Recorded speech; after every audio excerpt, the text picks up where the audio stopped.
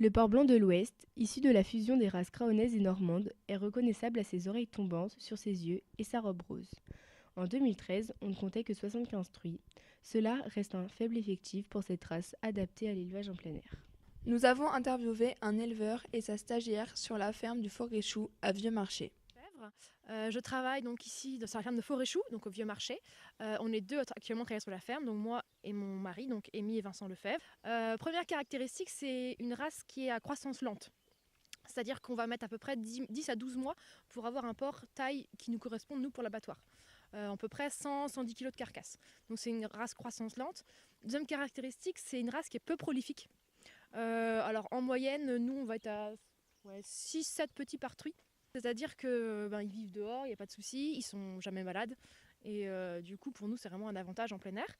Et autre point fort, c'est qu'ils développent un gras particulier.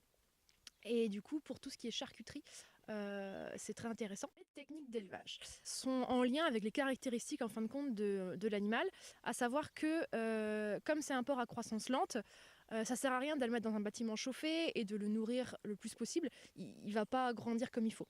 Donc on a choisi le plein air parce que c'est un animal rustique et du coup on le nourrit régulièrement de la même façon pour qu'il grossisse. Enfin, il prend son temps pour grandir finalement.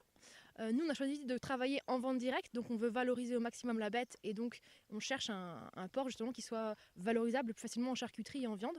Donc le porc blanc, pour nous, c'était un gros avantage là-dessus, parce qu'au niveau de la viande et du gras, il est excellent. Je suis Barbara Georgis, en stage formation adulte à la ferme du Fort-Réchou. Le mode d'élevage, oui, complètement, au maximum en plein air.